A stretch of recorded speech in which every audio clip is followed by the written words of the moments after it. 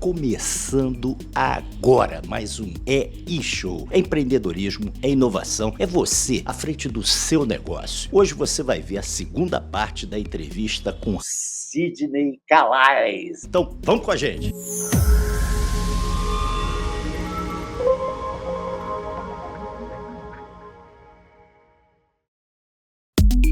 Eu encontro um amigo meu que veio de Portugal e falou: Sidney, eu estou montando uma distribuidora de informática, de computadores, e estou precisando de alguém que venha junto comigo, porque eu não sou comercial, e eu preciso de alguém comercial, eu lembrei de você. E aí, cara, eu falei: Mauro, mas tem o seguinte, eu não tenho dinheiro, né, para investir. Ele falou: cara, eu também não, mas eu tenho um amigo que ficou lá em Portugal, que ele vai financiar a gente aqui no Brasil. E eu lembro que no primeiro dia que nós abrimos o escritório, depois de ter muita luta para alugar um imóvelzinho, nós recebemos uma carga pequenininha de $50 mil de memórias, e com aquelas memórias a gente faria 2 vezes mais, ou seja, eu faria 100 mil, daria para pagar e ficar com 100 mil de lucro. E no mesmo dia que eu recebi essas memórias, uma pessoa chegou lá falando que queria falar com o meu sócio, o Mauro. O menino que estava lá, que trabalhava com a gente, abriu a porta e era um assalto. E ele levou nossos $50 mil de memória embora.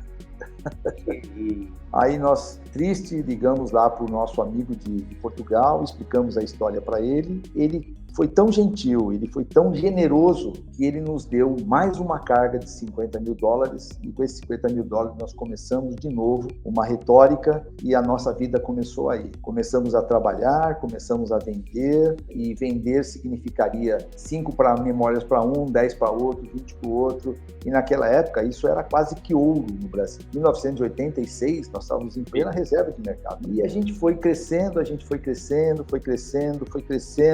Flávio, em 1994, nós já vendíamos $1 milhão por mês em memórias, HDs, mainboard, processador, computadores montados e semi-desmontados. Na época, eu já estava milionário. Por quê? A nossa margem de lucro era gigante, mas eu tinha um problema, Flávio, que hoje eu falo sempre nas minhas palestras, né? Eu sempre trabalhei com muita honestidade, mas aquele período meu, que foi de 86 a 94, eu trabalhei extremamente numa clandestinidade. Então, eu não tinha Deus dentro do meu negócio. Por que eu falo que não tinha Deus? Porque eu fazia de uma forma totalmente errada. Depois eu fui perceber isso. Eu não trazia com nota cheia. Isso já era uma prática de mercado. Então, quando os outros fazem e você vai atrás, você não está livre do pecado. Deus perdoa o pecador, mas não perdoa o pecado. O pecado continua. E aí, em 94, eu encontro uma pessoa que foi buscar peças comigo, o Semenzato. Ele era muito jovem,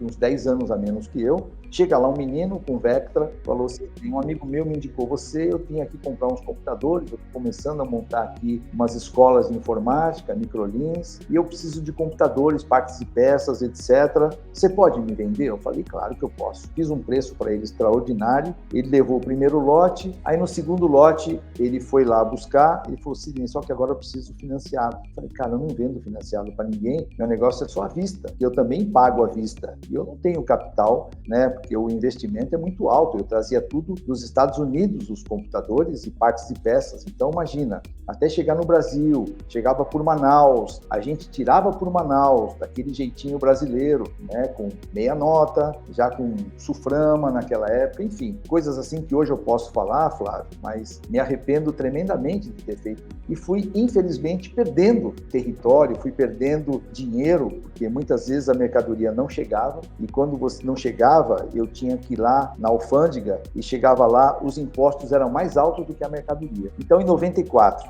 eu comecei a vender para o Zé Carlos, né, o Semenzato, vendi o primeiro, vendi o segundo, vendi o terceiro, e ele falou: agora eu preciso de financiado, que não tem como te pagar, eu estou extremamente ruim, os meus negócios não estão indo bem, a tablita está me quebrando, eu peguei vários financiamentos, não estou conseguindo pagar. Eu falei: Zé, eu vou te dar esse crédito, mas você precisa me pagar certinho. Ele falou: não, deixa comigo, tal. O que aconteceu? Chegou uma época que ele não me pagou. Falou, Sidney, só tem um jeito de te pagar. Fica com uma franquia minha, da Microlins, aqui em São Paulo. Eu falei, mas você já tem alguma aqui? Não, você vai ser a primeira. Eu falei, Zé, como que eu posso te vender computador e ficar com uma franquia? Quanto fatura uma franquia? Ele falou, em torno de 40 mil por mês. Eu falei, não, cara, eu faturo hoje 1,5 milhão por mês. Não dá pra mim. Imagino. Você é exato, aquilo é uma grande figura. Muito inteligente. Aí eu falei, cara, não tem como. Ele falou, não, Sidney, fica. Aí o sogro dele, o seu Oswaldo, falou pra mim, Sidney, ajuda meu genro. Ele tá começando agora, ele precisa dessa ajuda. Fica com essa franquia. Eu falei, seu Oswaldo, eu tenho sócio. Meus sócios não querem. Mas você viu o que ele tá falando? Que se não tiver, ele não tem como te pagar. Cara, aí meu coração aqui quebrou. Eu falei, eu vou ficar então. E fiquei com a primeira franquia de São Paulo, da Microlins, em troca do que ele me devia. E comecei a montar a franquia, Flávio, e vi que aquele processo de criação da franquia não estava redondo, faltava alguma coisa. O que acontecia? As pessoas vinham do interior, vendedores, e faziam uma macro captação, enchiam a unidade de alunos, depois de 15 dias os alunos iam embora e eles ganhavam a primeira parcela e eu ficava sem um aluno. Eu falava, não é assim que eu quero crescer. Aí que eu fiz? Eu lembro que na rua 24 de Maio, no centro de São Paulo, tinha uma empresa chamada Probec, que foi uma das pioneiras em informática no Brasil, escola de informática. Você vê, naquela época, a gente dava curso até de digitação, e as secretárias estavam saindo da máquina de datilografia, estavam entrando na tecnologia do XT, com uma impressorinha pequenininha, LX800 da Epson. E eu falei, cara, eu vou lá na 24 de Maio ver como que eles fazem captação. Chegando lá, encontro uma menina que me abordou na rua, a Ilma, e ela falou para mim, você já fez curso de informática? Eu falei, não. Ela falou, você não quer conhecer a minha escola? Eu falei, não, eu quero conhecer você. Como é que você faz para levar alunos para dentro da unidade? Ela falou, por que você está perguntando isso? Eu falei, não, porque eu estou com uma escola que eu montei na Penha, e eu estou precisando criar esse modelo que você tem aqui. Ela falou, olha, Sidney, eu estou inclusive saindo daqui, porque aqui nós estamos vivendo um momento difícil, o dono da escola está doente. Eu falei, quanto você ganha? Eu não me lembro bem agora. Ela falou, tipo, 2 mil. Eu falei, eu te pago 4. Você quer ir para mim? Ela falou, claro que eu vou. E foi assim que ela foi comigo e eu e ela começamos a desenhar toda a jornada do aluno dentro da unidade. Então, o que a gente fazia, Flávio? Naquela época, em 94, nós não tínhamos redes sociais. O lead era pego na rua. Então, a gente ia para a rua, abordava. Então, nós escrevemos isso. Eu abordava 50, falava com 30. Das 30, eu pegava cadastro de 20. De 20, eu levava 8 para dentro da unidade. E das 8, eu fechava 2 matrículas. E aquilo foi virando uma jornada de vendas. E a gente foi escrevendo aquilo de tal forma que aquilo passou a ser uma bíblia para nós. Isso chama-se funil de vendas hoje, né? Naquela época, a gente chamava jornada de cliente. E foi assim, cara, a unidade foi crescendo, tudo dando muito certo. Eu fui reconstituindo, escrevendo procedimentos que a Microlins não tinha. Quando chegou em 1996, eu tive um grande problema. Aí começou um grande problema na minha vida que demorou muito para me curar. Eu quebrei, Flávio. Eu perdi 6 containers seguidos em Manaus que ficaram apreendidos. Trouxe o primeiro, não passou. Trouxe o segundo, não passou. Trouxe o terceiro, até o 6º, por insistência minha, porque meu sócio já não queria mais. E eu acabei perdendo muito dinheiro, mais de $1 milhão, e na época me faria $3 milhões em vendas. Então imagina qual foi o nosso prejuízo, quase 15 milhões de reais. Por que perdi? Porque saía no sinal vermelho e eu tinha que comprovar que todas as notas fiscais estavam de acordo com o que estava lá na alfândega. E não estava, porque a gente trazia tudo subfaturado. Então aquilo para mim e para todas as empresas daquele setor foi assim um momento muito difícil em 96. Todos nós quebramos simultaneamente. Só ficaram aqui no Brasil os grandes, que foi Dell, Compaq, HP e os que estavam chegando no Brasil naquela época. E nós fomos massacrados, simplesmente massacrados pela ilegalidade que a gente vivia, que o setor vivia. E aquilo para mim, Flávio, foi muito triste, porque do dia para a noite eu tive que vender tudo que eu tinha acumulado. Vendi casa, vendi carro, apartamento, tudo que você imagina que o homem pode perder. Ainda fiquei com apontamento, devendo para banco, devendo para agiota, devendo para fornecedores, devendo para funcionários. Cara, eu vivi um momento mais difícil da minha vida em 96. foi quando o Zé Carlos ainda tinha sobrado um terreno para mim no sul de Minas. O Zé Carlos chegou para mim e falou: Sidney, por que você não fica como meu sócio aqui em São Paulo? Eu falei: como que é isso? Ele falou: você começa a vender franquia, você passa a ser sócio aqui de São Paulo da Microlins. Isso é um master, né, que a gente chama hoje de master. Isso. Eu dei um terreno para ele e fiquei como master da Microlins. E nessa época tinham 5 franqueados aqui em São Paulo. Flávio, eu chego para esses 5 franqueados, me apresento como master e eles quase me expulsaram da franquia. Você, eu não quero aqui, você é cupincha do Zé Carlos, eu fui enganado, essa franquia não dá resultado, esse negócio é furado. Eu falei: não, gente, não é. Eu tenho a minha e eu quero mostrar para vocês que funciona. Não funciona, porque é sempre assim, um ataque, né, para se defender, né? E assim que eu falo, que o empreendedor, o que compra uma franquia, ele acha que a franqueadora vai fazer por ele o que ele tem que fazer, e não faz. Nós somos apenas propagador de processos, mas quem tem que empreender é quem compra a franquia. Tanto é que eu nunca prometi, Flávio, para nenhum franqueado meu, em todas as minhas palestras, em todos os meus discursos, em todos os meus apontamentos que eu faço, eu falo assim. A pessoa pergunta para mim: eu vou ter sucesso? Eu falo: eu não sei. Se você gerir com autoridade, se você gerir com propósito, se você gerir com vontade, se você tiver disponibilidade todo o tempo de liderança, você vai ter sucesso. Porque a chave está na sua mão, não está na minha. O negócio é bom, mas você precisa, 90% é teu papel como empreendedor, como gestor de pessoas, como líder. Esse discurso é que tem que ser dado para o candidato à franquia, né? Muita gente, às vezes, deixa, né, o cara entrar numa ilusão de que está comprando um negócio que vai andar sozinho, vai para a praia. Você tem que dizer na hora: cara, você está comprando um negócio que você pode ficar rico, você pode ganhar muito dinheiro. Assim como vários franqueados meus já ganharam muito dinheiro, mas estavam à frente do seu negócio. Esse é o segredo, sabe, Flávio? Inclusive, eu tenho uma palestra aqui que eu sempre aplico para meus franqueados que iniciam comigo aqui, que essa palestra é assim: você é a chave do sucesso. E eu digo para eles quais são as responsabilidades de um investidor que, na verdade, não é investidor, ele é um empreendedor. Essa é a grande diferença entre investir e empreender. Investir, você coloca o seu dinheiro e fica esperando. Empreender, não. Você põe o seu dinheiro e tem que gerir aquele negócio para ele te dar lucro. E não acontece do dia para a noite, num passe de mágica, com uma varinha de condão, que você contrata uma equipe e a equipe começa a produzir. Não. É com a tua liderança, com a tua pujança, é com a determinação, com o teu propósito, é assim que vai crescendo. Então, eu comecei, Flávio, eu fiquei 2 anos em profunda depressão quando eu quebrei, mas mesmo assim, Flávio, eu comecei a dar suporte para esses franqueados. Eu não tinha escritório, meu escritório era na rua, eu não tinha sequer um escritório para chamar meus franqueados para eles irem fazer um treinamento comigo. Eu dava treinamento em loco e foi assim que eu fui conquistando esses franqueados durante 2 anos. Uma depressão, Flávio, que eu estava, que eu mal conseguia sair de casa para trabalhar. Mas eu tinha um propósito, eu já tinha filho pequeno e eu falei: eu preciso dar um jeito na minha vida, eu não posso ficar devendo 15 milhões de reais. Sabe o que é dever 15 milhões de reais? Depois de ter vendido praticamente tudo que você tinha, ainda ficou uma dívida gigante e com apontamento no CPF, parecia que todo mundo na rua estava olhando para mim, estava escrito aqui: ó, o teu CPF está contaminado. E aquilo me fazia muito mal. Foi na época, inclusive, que o Semenzato quebrou também. Inclusive, ele conta essa história.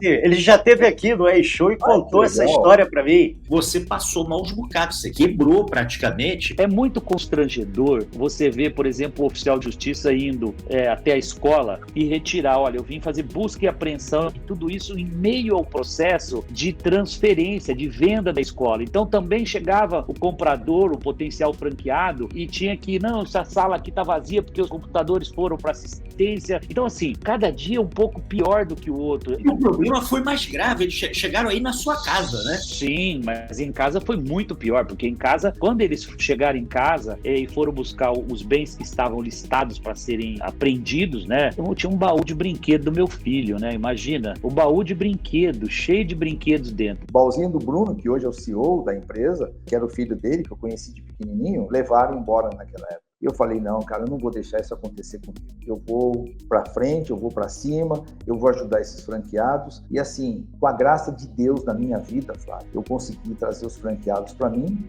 No ano de 99, eu consegui alugar um prédio na Lapa, uma casinha, e lá começou, de fato, o meu trabalho de master, de sócio, e comecei a dar treinamento para os meus franqueados, pouquíssimos que eu tinha naquela época, mas eles começaram a ver que eu tinha estrutura. Então, eu mesmo treinava a parte comercial, pedagógica e financeira. Eu comprei um retroprojetor naquela época, porque o Data Show não era... Retroprojetor, usei muito. Pois é. A garotada não sabe o que é isso. Imagina, eu comprei um retroprojetor usado, coloquei lá num espaço lá e comecei a dar treinamento para os meus franqueados, pedagógico, outra vez comercial, outra vez financeiro, e eles foram conquistando e eu comecei a vender franquia, Flávio. Comecei a vender franquia, vender franquia, vender franquia, vender franquia. Você arrumou a casa primeiro. Você primeiro fez teus franqueados ficarem satisfeitos. Uma coisa que eu digo muito aqui, Sidney, quem vende franquia é franqueado satisfeito. Ô Flávio, você sabe que a minha primeira franqueada, desse novo tempo, né? Fátima Iria Monteiro. E eu apresentei para ela a franquia e naquela época a gente ia cobrar uma taxa de R$10.000. Aquele dinheiro, Flávio, ia cair para mim como uma luva, porque o royalty que eu recebia caía na conta do Zé Carlos e aquele valor sumia. Chegava no final do mês e falava, Sidney do céu, eu não consigo te dar o valor agora da tua parte que o banco tomou. Falei, Zé, mas é o dinheirinho que eu tinha para passar o mês. Então, a gente vivia espremido, cara, sabe? Espremido mesmo, cara, sabe? Eu não tenho vergonha de contar isso, porque realmente é um fato que aconteceu. Aí a Fátima, ela falou, Sidney, eu estou em dúvida. E ela é professora de inglês, olha só. Ela falou, eu estou muito em dúvida entre a Microlins e a Wizard, que eu preciso decidir. Eu falei, Fátima, faz o seguinte, hoje é uma sexta-feira, eu vou dar um conselho. Coloque o seu joelho no chão, peça para Deus te dar orientação. Ele vai te dar a decisão certa. Se você vem para mim ou se você vai para a Wizard. E assim, o meu coração, Flávio, quase estourando para falar isso, porque eu precisava dela, eu precisava daquele dinheiro naquela época. Mas eu falei, não, eu vou acreditar que Deus vai dar para ela a resposta que ela precisa. Quando chegou na segunda-feira, ela me liga e fala, Sidney, eu já tive a resposta. E a resposta é ficar com a Microlins. E foi aí um novo tempo, eu chamo isso de um novo tempo da Microlins, e foi a primeira franquia que eu vendi dessa nova temporada, né? As outras 5 ou 6 que nós tínhamos, eu replanejei, troquei muito de lugar. Eu lembro que uma das nossas unidades estava na Faria Lima, falei, Zé, Faria Lima não dá, vamos colocar esse franqueado em outro lugar. Levei ele para Barueri, e esse franqueado ficou tão certamente feliz. O aluguel devia ser caro, né? Não, caro, e não era o nosso público naquela época. Então eu levei ele para Barueri, ele ficou feliz da vida, e isso começou a dar uma sinergia grande na marca. E a Fátima veio, e ela acabou depois se tornando uma multifranqueada minha, com mais de 5 franquias. Que bacana. E assim nós tivemos um sucesso fantástico. Aí, Flávio, em 2000, acontece para mim uma daquelas coisas que só Deus pode colocar na vida da gente. Um amigo meu, Gilson Ferraz, chegou para mim e falou, Sidney, eu soube que o netinho de Paula está saindo do SBT e está indo para Record. Cara, eu acho que é um negócio legal para você. Você que estava querendo achar alguém que representasse a Microlins, por que não o netinho? Eu falei, Gilson, você conhece ele? Ele falou, cara, eu conheço. Hoje ele está com uma agência, que é a Consumídia, e você vai ter que ir atrás dele e falar com ele. Eu falei, tá bom. O que eu fiz? Procurei quem era a Consumídia e descobri que naquele dia eles estavam fazendo a primeira gravação do programa O Domingo da Gente, para passar na Record. Eu já assistia o quadro da Princesa e Plebeu no Gugu, que era no SBT, e ele ia fazer o mesmo programa na Record. Eu fui atrás dele, eu fiquei, Flávio, das 6 da tarde até as 2 horas da manhã no hotel, onde ele estava fazendo a primeira gravação, na Rua Augusta, e lá, um frio danado, eu sem comer, sem nada. Esperei até 2 horas da manhã para falar com o Souza, que hoje é meu amigo, e eu falei, Souza, eu preciso falar com você, eu sou da Microlins. Ele falou, Micro o quê? Eu falei, Microlins é uma empresa, é uma escola de informática. Ele tirou sarro, até hoje ele lembra disso. Ele falou, cara, vocês estão muito mal de marketing, então, porque eu nunca ouvi falar nessa empresa. Eu falei, pois é, por isso que eu tô aqui, eu quero participar do programa Domingo da Gente. Ele falou, olha, hoje não dá pra gente conversar, já são 2 horas da manhã, acabei a primeira gravação hoje, e vamos falar amanhã cedo? Eu falei, tá bom, isso era 2 horas da manhã. Fui pra casa, Flávio, e eu não vi a hora de chegar e falar isso pro Zé Carlos. Liguei pro Zé no dia seguinte, falei, Zé, aconteceu isso. Sidney, você tá louco, cara, esquece. Nós não temos dinheiro para ir pra televisão. Falei, Zé, vamos. O Netinho vai dar pra gente uma notoriedade gigante na televisão. Cara, imagina a gente estar no programa dele fazendo doação de bolsas de estudo, cara, isso para nós vai ser fantástico. Sidney, nós não temos dinheiro para isso. Eu falei, cara, vamos, Zé, vamos que vai dar certo, cara, nós vamos sair para um outro patamar. Ele falou, faz o seguinte, fala com o Brizotti, que era o vice-presidente. Liguei pro seu Brizotti, falei, Brizotti, aconteceu isso. Ele falou, Sidney, esquece, nós não temos dinheiro. Fala com o Zé que decide. Aí liguei pro Zé de novo, Zé, o Brizotti não quer, falou para você decidir. Eu falei, o que você acha? Eu falei, Zé, vamos, cara, vamos que vai dar certo. Aí ele veio para São Paulo e nós fizemos o acordo com o Netinho, com o Souza, da Consumídia, que naquela época era o empresário dele, e nós entramos no primeiro programa, claro, e ficamos até o último programa na televisão em 2006, e aí fomos convidados para ir para o Gugu, também fazendo a mesma coisa, doações. Aí a Microlins, ela ganhou um patamar que ela voou em céu azul, em céu de brigadeiro, e nós fomos conquistando pessoas, alunos, conquistando franqueados, conquistando másteres como eu fui treinando esses másteres, chegamos a 27 másteres do Brasil inteiro. E foi tão grande o nosso crescimento de ser uma empresa socialmente correta, tanto no Gugu como no Netinho. A gente começou a dar curso, depois começamos a dar moto, depois dava emprego, depois dava prêmios maiores e acabamos dando casas. Nós demos muitas casas. Foi a primeira empresa que deu casa para esse público na televisão. Que eu e o Zé Carlos demos a primeira casa no programa do Gugu e foi assim um estardalhaço, sabe? Foi um estardalhaço. E foi assim que nós começamos a conquistar os alunos, por ser uma empresa que ajudava, e os franqueados que gostavam de ver aquela movimentação de marketing social. E passou a ter a marca em grande exposição, né? E justamente em cima do público-alvo de vocês. Em 2003, graças a esse sucesso, encontramos o Itamar Serpa e montamos o Instituto Embeleze. Eu e o Zé Carlos montamos a Embeleze. Eu montei a primeira franquia do Brasil, aqui em São Paulo. Nós não tínhamos projeto, não tinha nada. Eu desenhei numa folha de papel. Nosso primeiro franqueado, o senhor Luiz Stanzani, comprou a unidade da Lapa. Eu ajudei ele em tudo, formatando em cima da Microlins, mudando só o produto. Tirei informática e coloquei beleza. E aquilo foi dando certo e a gente começou a vender. Então eu fiquei com 2 marcas para vender aqui.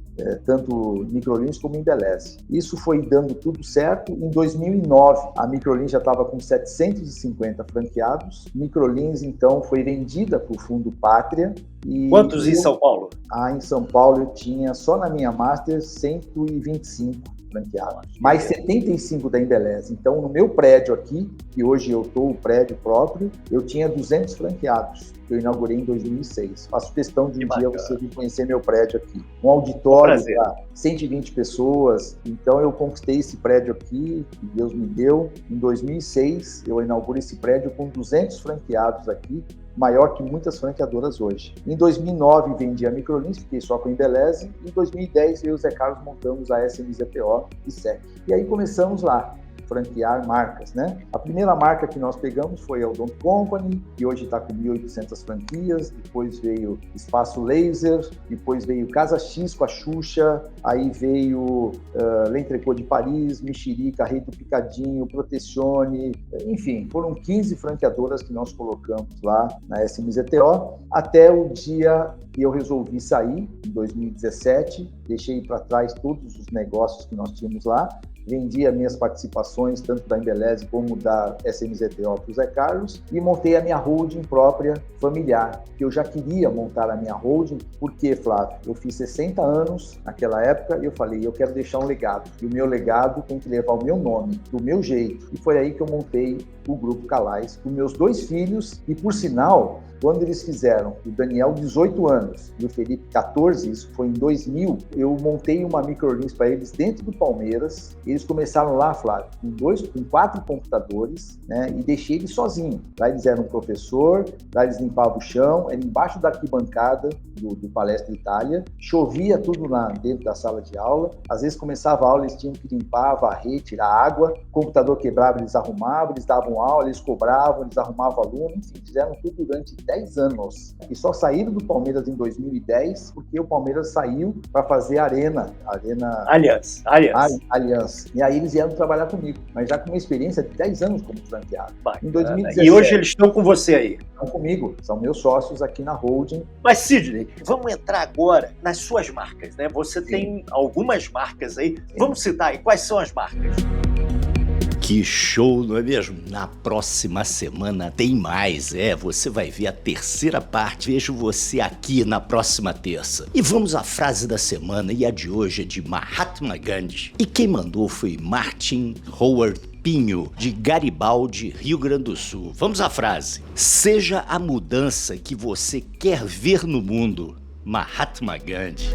Valeu, grande Martim. Foi muito bom ter você aqui com a gente no E-Show, o seu canal do empreendedorismo e inovação. Até a próxima terça aí. Forte abraço.